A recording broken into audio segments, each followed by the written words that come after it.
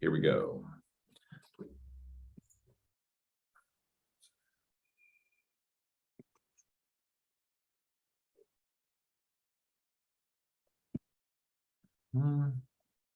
I guess I'll just start at time, so at 1 o'clock.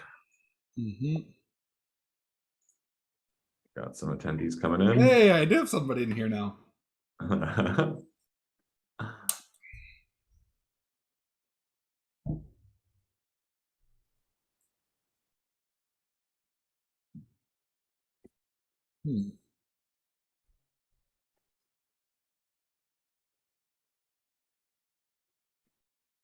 Yeah, this is a. I should probably get my script up. Might be useful. Yeah, I know this by memory. No, I don't. Yeah. I know the slides by memory because they're very picture perfect. Okay.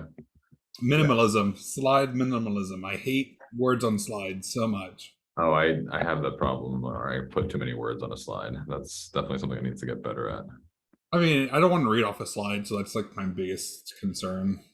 Yeah, no, I get that, but it's nice to have that backup just in case. All right, so you got one more minute.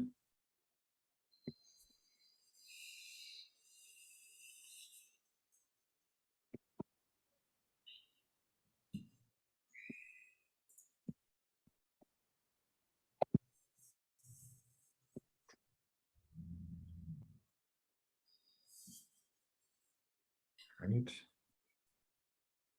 Okay, cool. We're at 1 o'clock, so I guess we can get started here.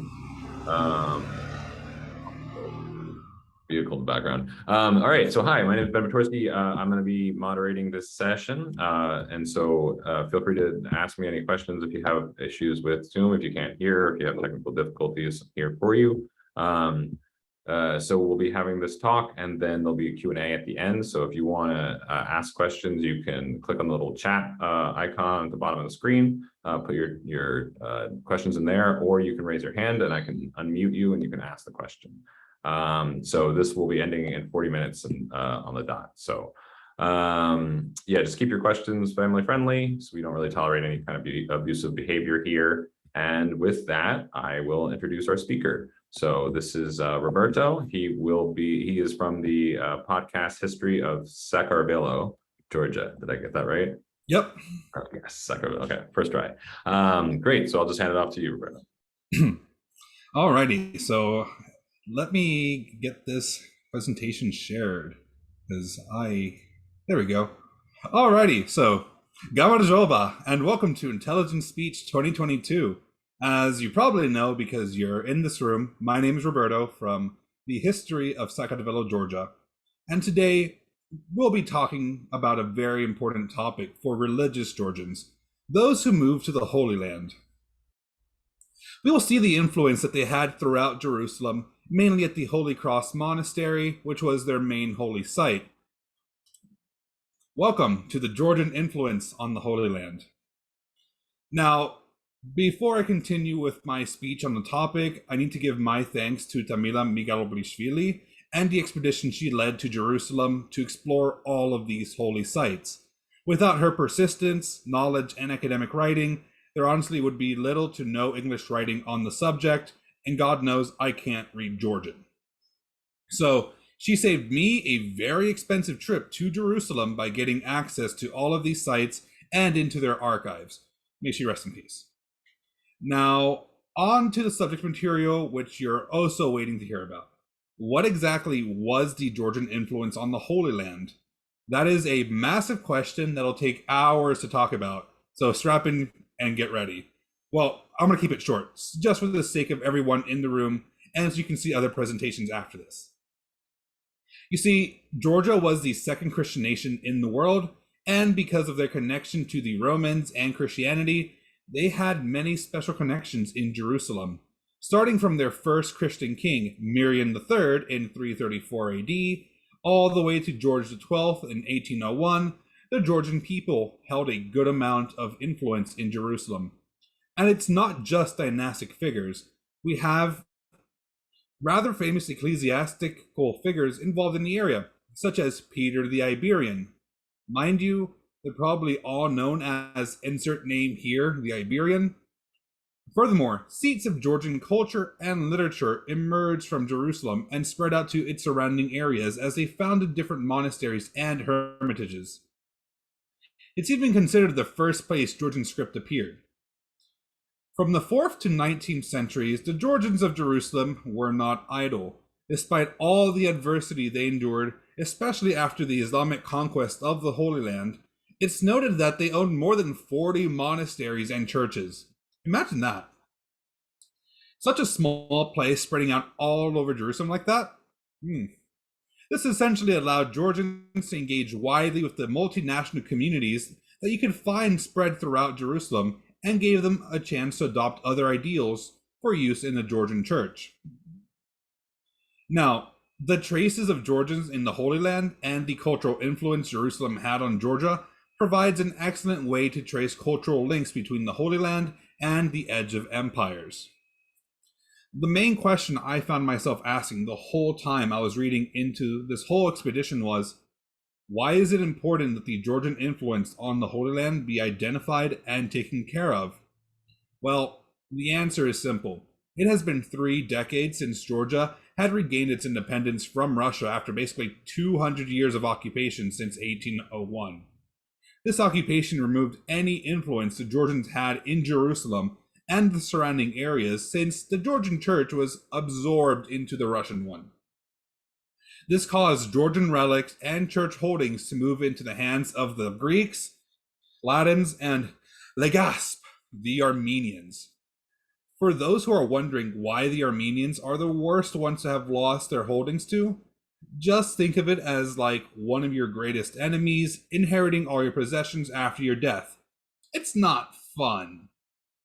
Via this massive loss of all their territory in the Holy Land, evidence of Georgian's historic presence was all but eliminated. So let's take a look at what information we do have. Okay. One area where we don't really see much Georgian influence is in the architecture of their building sites. Compared to what you would find when you see Sameba or Saqartvelo cathedrals in Tbilisi and Mitisketa respectively, the Georgians instead used local architects and masons to do the work. The reason? Well, my opinion is that it's probably cheaper to just get someone from the area than shipping someone out all the way from Georgia. You do have to go around the Black Sea and into the Mediterranean to get them there much faster. But anyways, let's take a look at 3 different places. We have the Church of the Holy Sepulchre, the Monastery of St. John the Evangelist, and the Monastery of the Holy Cross. As I said before, not too much detail, mostly because I really don't know how to talk about architecture and art. It's not me, but I'm going to try my darndest for all y'all.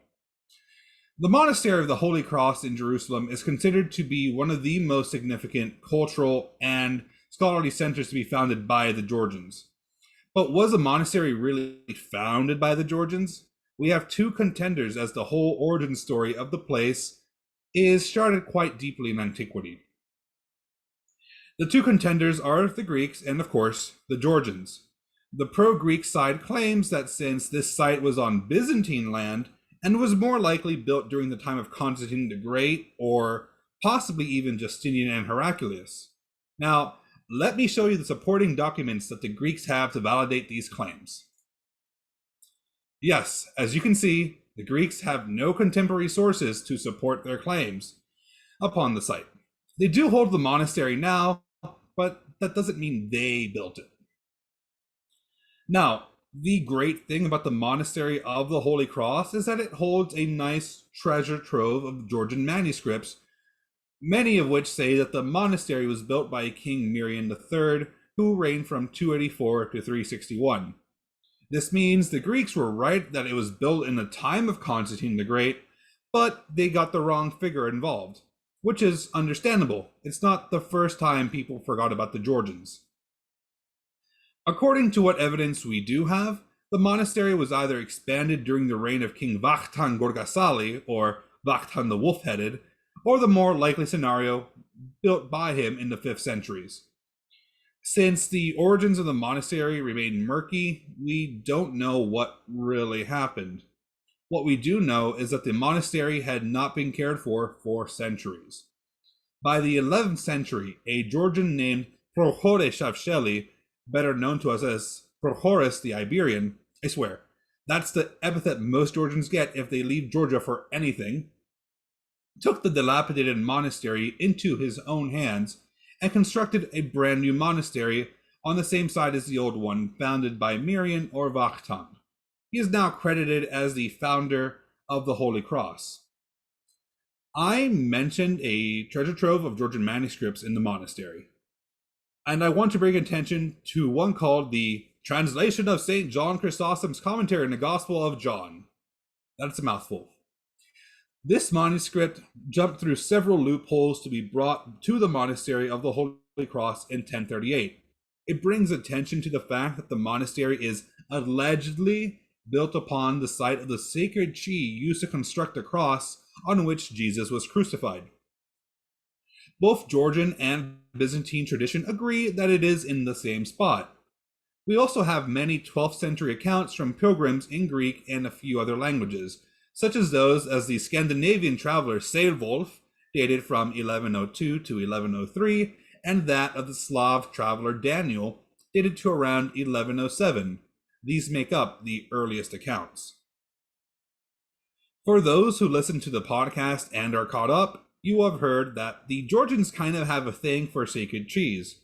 During the pre-Christian era, trees were a sort of personal temple and place of worship, and if Jason and the Argonauts, Xenophon, and Herodotus are to be believed, they practiced sky burials for men, and they hung them from trees, and they buried women beneath the ground. These traditions changed because of Greek and Persian influence, but the practice of tree worship continued. In fact, there is a feast in Georgia that celebrates the cutting of a tree sacred to those of the Armazi faith in the town of Mitisketa, north of Tbilisi.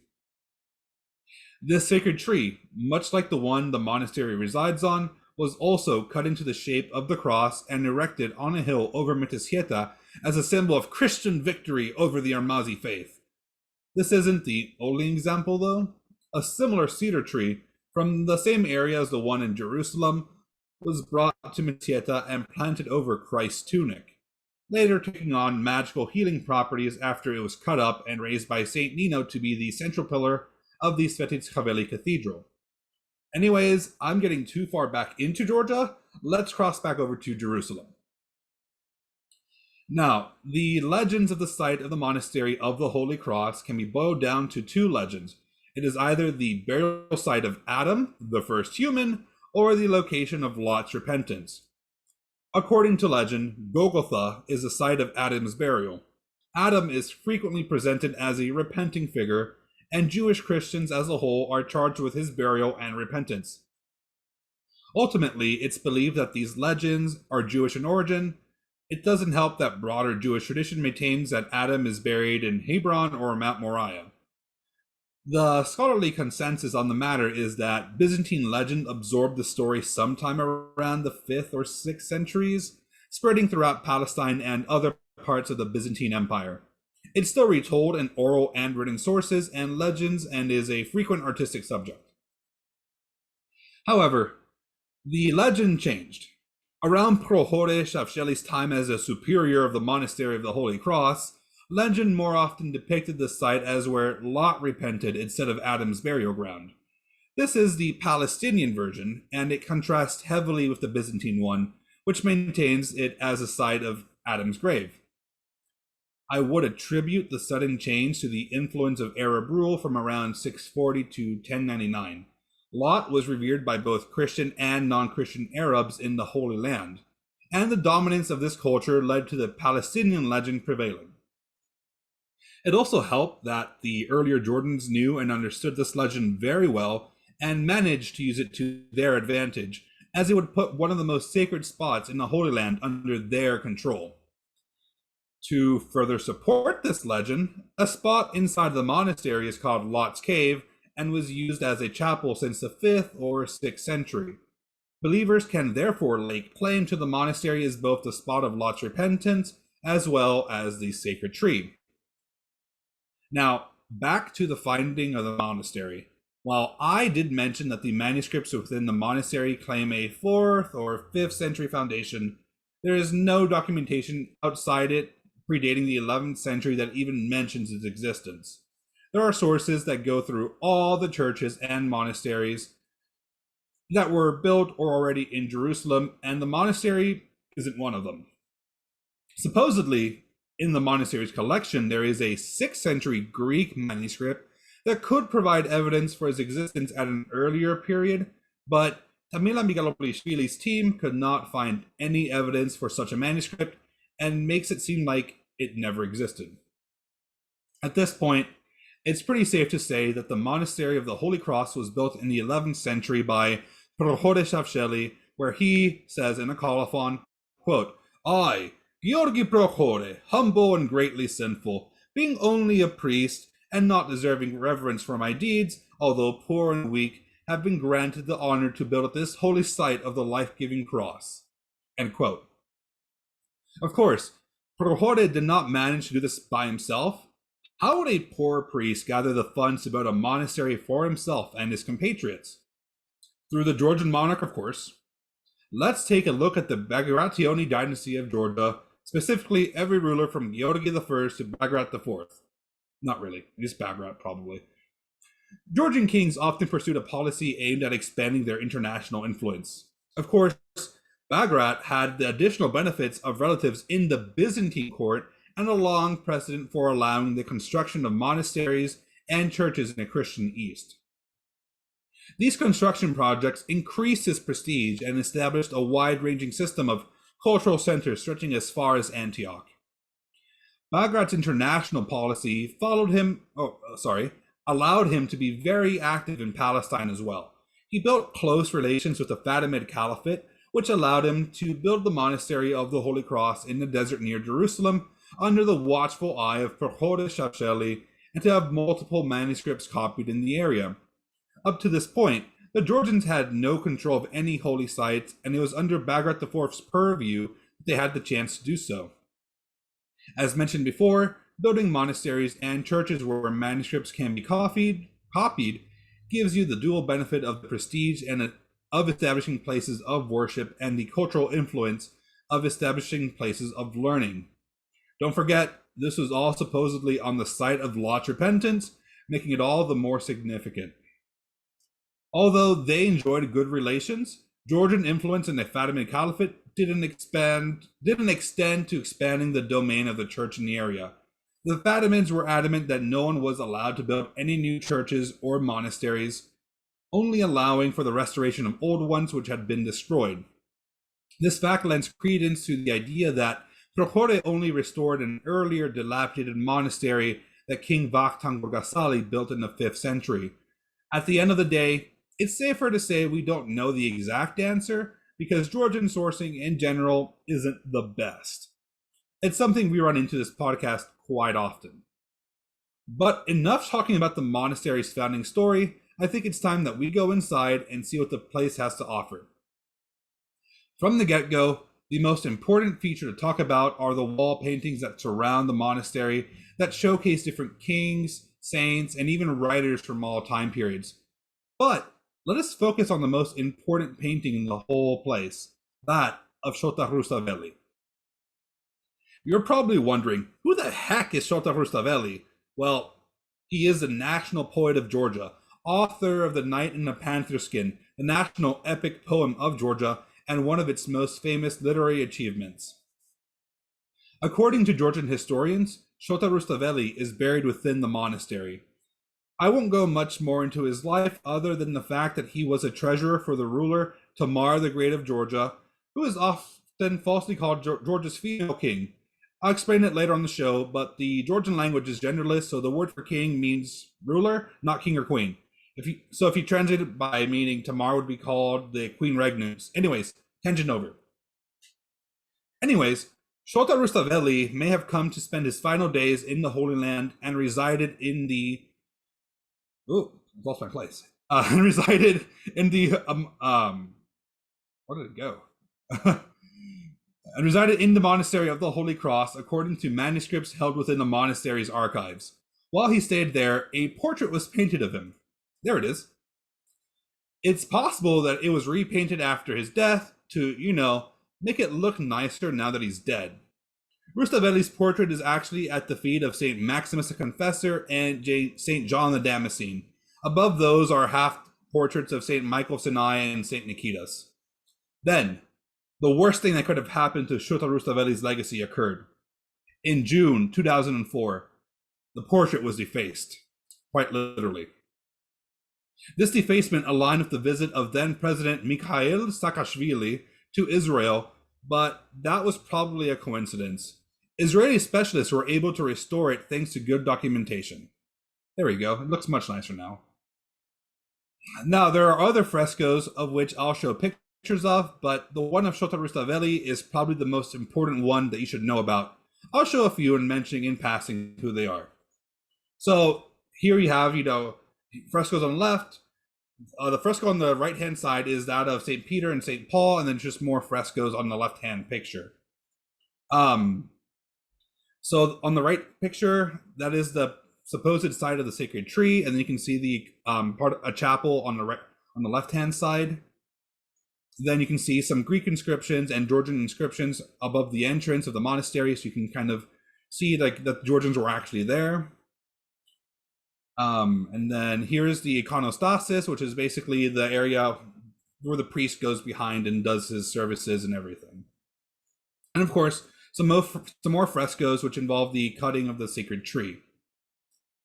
So let's go back. Now, there were quite a few Georgian inscriptions within the monastery, but throughout the 1970s and 80s, these inscriptions were painted over and replaced with the Greek ones.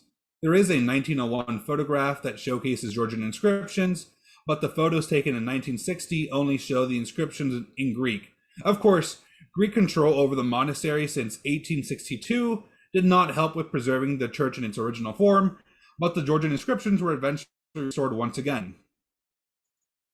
Now, at the end of the day, the Monastery of the Holy Cross is probably the biggest trove of treasure for Georgian culture in the Holy Land, and we are more than blessed to have had Tamila Migaloblishvili's expedition team go out and document the information we have.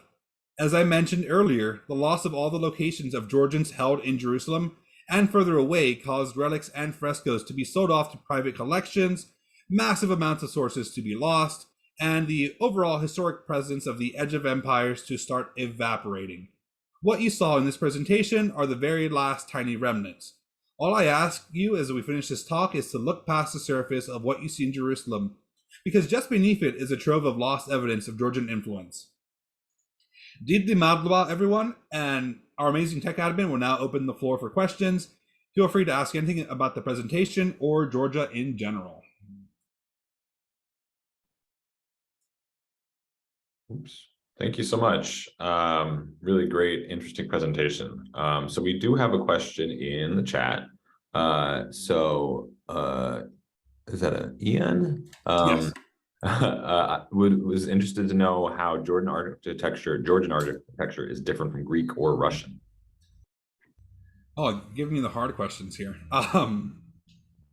So Georgian architecture tends to be more angular compared to the Greek or Russian. So you won't see the typical onion domes you find like Greek churches or Russian churches. You'll see like they're very much like triangular. So you'll see like 3 different triangles basically spearheading up. I think there's a pic. Yeah, basically right here. Here's a church right behind me. So that's what it looks like basically. Alrighty. Anybody else? Are there other questions? I mean, I can, as people are writing questions, I can ask one. So I asked this question to some other folks. Just what got you interested in doing like a podcast on this topic? Sort of generally, like what drove you to it? So what ended up spurring me into this topic was actually had someone ask, like, are you ever going to cover like the Georgians in the Holy Land? And I was like, what do you mean the Georgians in the Holy Land? I didn't know they were there. And I was like researching, and it was just like, oh, hey, this looks like a fun episode I want to work on someday, and just put it on the back burner.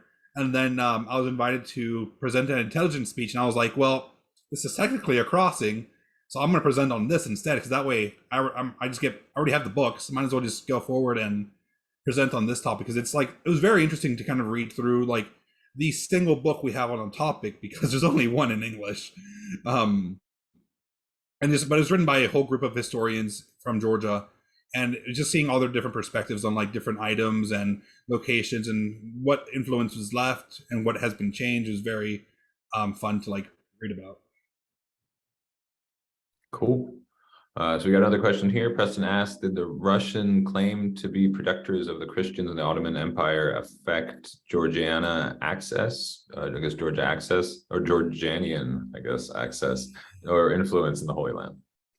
So once the Russian Empire came in, they essentially absorbed Georgia into the Russian Orthodox Church, as I mentioned earlier, and with that, they lost all their holdings. And you can't really leave Russia once you're inside Russia because they make it really difficult, especially back in like the Russian Empire days. You had to have a passport within the country, and then out to get out of the country, you had to give a reason, and they didn't want Georgians like anybody leaving because basically, you're all the Tsar's subjects, so we can't have you disappearing from the land. So yeah, it was very difficult for like the Georgians to like kind of stay there and that's the main reason why they lost their holdings because once they were taken over, they had to like withdraw.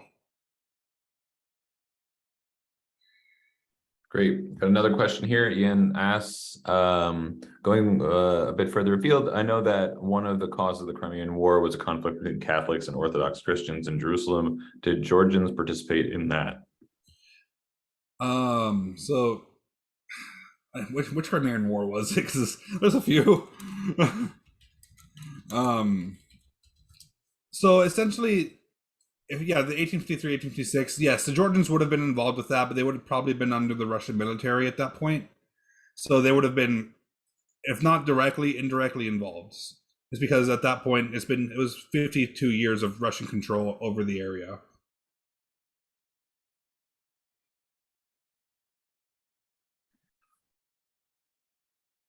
Are there other questions from folks?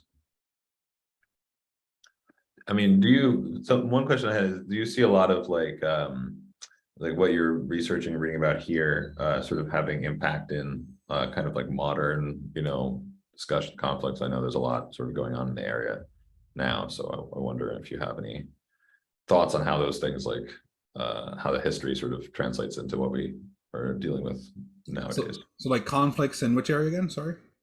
In Georgia, and yeah, just that general area. So like the Georgians are very much united with their faith because that's like second Christian nation. It's like they've been at it for a very long time. So they're united by faith, but even if you go to like the occupied areas of Abkhazia and like the Sinkovali region, essentially they're still all Orthodox, except they have more Russian Orthodox purview in the occupied regions.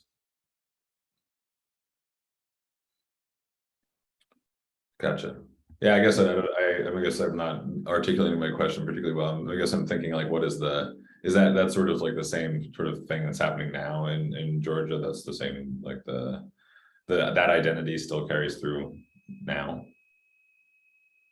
I mean, yeah, because the Georgians are very steadfast and with like how they hold themselves culturally, and like they want people to know they're Georgian and not Russian, like most Eastern Bloc states will. Yeah. So they're very much united, but the Russian influence is always permeating through everything. Is because they're directly on the border and they control 20% of the land of Georgia. Gotcha. Mm-hmm. So it looks like another question in the chat. Preston asks, has the Greek takeover of these sites soured modern Georgian-Greek relations or with Georgia and Israel? Not honestly, it hasn't really soured them because Saqartvelo went to Israel and they defaced the thing and they defaced Shota Ruseveli's portrait, but they got it fixed really quickly and they had an investigation for it. So, and since Georgia is very much a relatively new country, since Georgia is a relatively new country, they basically try to be on good terms with everybody they meet. The only person they're like on meh terms is obviously Russia and like all those like Eastern Bloc states that are still affiliated with Russia, such as like Belarus and everything.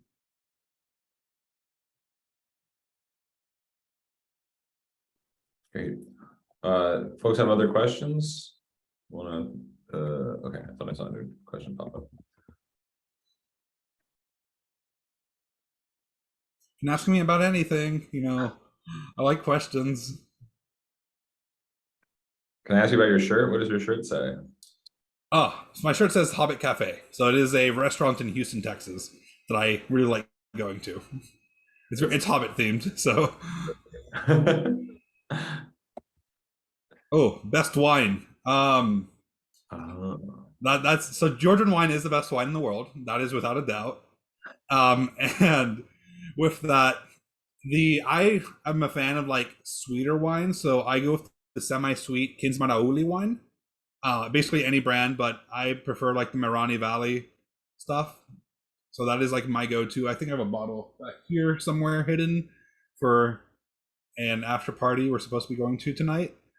Um, so that yeah, and so they have a nice dry complex red. So they have like saperavis and all that. So like they're very traditional with how they make their wine. And so they do have saperavis are very good dry wines. So if you want supper, go for a saperavi.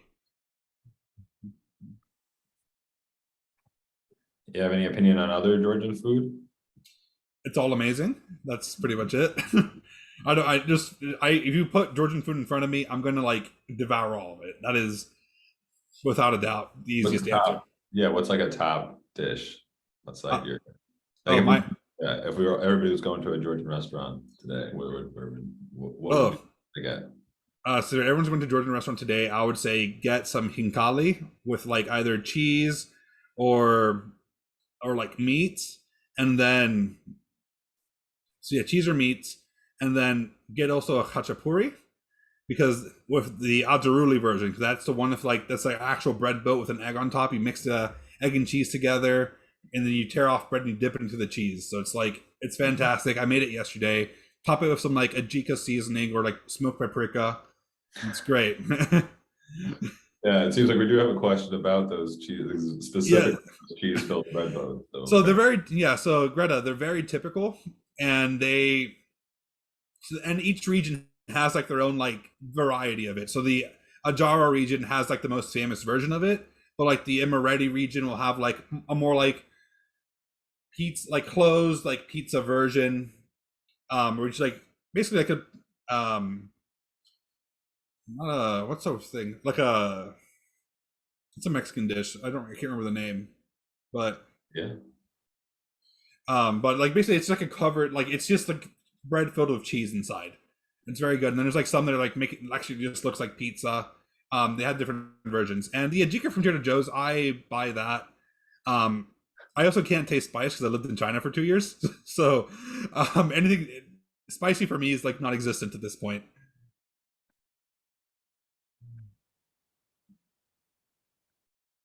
Yeah, well, great. Now I'm hungry. I feel like I had what was maybe that was what you were suggesting. It was like Georgian. Was it Georgian dumplings at one point? Is there a Georgian Yeah, style? they're like soup dumplings, kind of. So like Yeah, you grab the top, you bite into it, you drink it, then you eat it. yeah, definitely. Those were amazing. You got a question about cheese boats again? Yes, the khachapuri.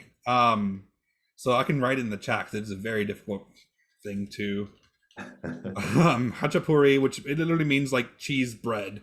So, and I know what restaurant you're going to because I'm going to Seattle in August. So that is the first place I'm stopping at. Great. Is the Georgian language like really? Is it really hard to learn? Is it really like different from a lot of other languages? So the Georgian language is very much its own subgroup. So it is the part of the Saqartvelo subgroup. It's not related to any Indo-European languages because a lot of those Indo-European languages have like similar words such as like mama, which means mother, but in Georgian, mama means dad, and like and deda means like mother. So it's its own subgroup. It shares it with like the Armenia, and essentially its own alphabet, which looks gorgeous, and it is very difficult to learn because like you have to deal with a whole new alphabet that looks nothing similar to anything else you've seen, and then a lot of the letters look very similar, but it's a lot of fun. It's a very beautiful language. So you got an actual question here. Was Georgia a part of the Armenian era during the Byzantine time? So parts of Georgia were part of like the Armenia section. So like there's points where like because the Georgians were conquered by the Sassanid Empire, so they were basically absorbed, and they had princes of different locations. And so you have like the Prince of Tau, Kakheti, but overall, like during the Byzantine era, they were pretty much able to like kind of gather their forces. Of course, Heraclius came in and like took over at some points too. So, and I'll be getting to that relatively sometime soon. I'm getting closer because the sources are starting to are lacking right now. So we'll be jumping into the Byzantine era very soon. Is there a reason the sources are particularly lacking in this area? Yeah, because it's mostly English translation, non-existent. Ah. I can't read Georgian, so and like finding like Russian copies of things is a bit difficult right now, just because this is kind of hard to find Russian books in general in the U.S. Yeah.